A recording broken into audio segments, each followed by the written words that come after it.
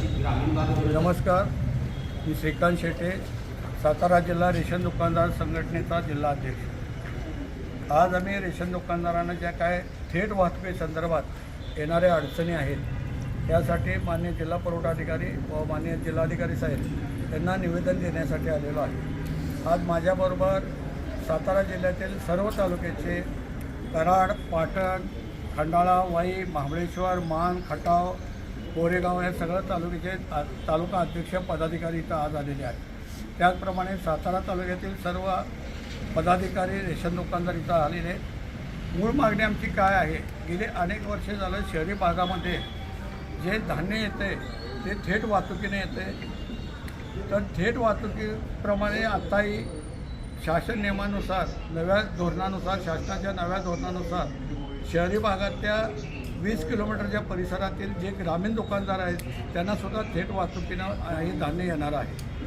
परंतु आमचा ह्या थेट वाहतुकीला विरोध नसून आमची मागणी अशी आहे, थेट वाहतुकीमधून जे धान्य येतं ते वजनं बरोबर नसतात, ते आम्हाला धान्य वजन करून मिळावं। ज्यूटचा पोता असेल तर त्याचं 500 ग्रॅम वजन आणि धान्याचं 550 किलो असं 50-500 मिळावं, आणि प्लॅस्टिक बारदान असेल तर 300 ग्रॅम त्याचं रिकाम्या बारदानाचं वजन आणि धान्य 50 किलो असं 50 किलो 300 मिळावं। तर हे वाहतूकदार जे आहेत ते वजन काटा व्यवस्थित न ठेवता काही वेळी वजन करून देतात, काही वेळी देत नाही, तर ते कमी असतं, तर आम्हाला हे वजन करून मिळावं।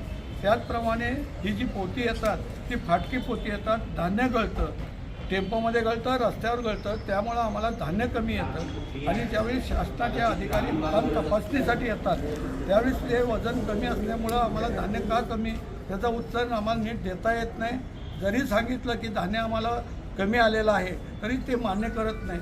तर आमचं म्हणणं असं आहे शासनाला की तुम्ही आता थेट वाहतूक करत इतर ठिकाणीसुद्धा करण्याचं नियोजन जे आहे आमचा त्यावेळी विरोध नाही आहे, परंतु आम्हाला जे काही धान्य मिळणार आहे ते रास्त शासन नियमाप्रमाणे वजन करून मिळावं एवढीच आमची अपेक्षा आहे। यासाठी आम्ही हे सध्या आज सर्व जिल्ह्यातील सर्व तालुक्याचे जे काही पदाधिकारी आम्ही अध्यक्ष उपाध्यक्ष आलेलो आहोत त्यांच्यामार्फत एक निवेदन दिलेलं आहे। मान्य जिल्हा पुरवठाधिकारी व मान्य जिल्हाधिकारी साहेब या दोघांनाही निवेदन दिलेलं आहे। या आमच्या निवेदनाचा यांनी जरूर तो विचार करून शासन दरबारी आम्हाला न्याय मिळावा ही विनंती आहे।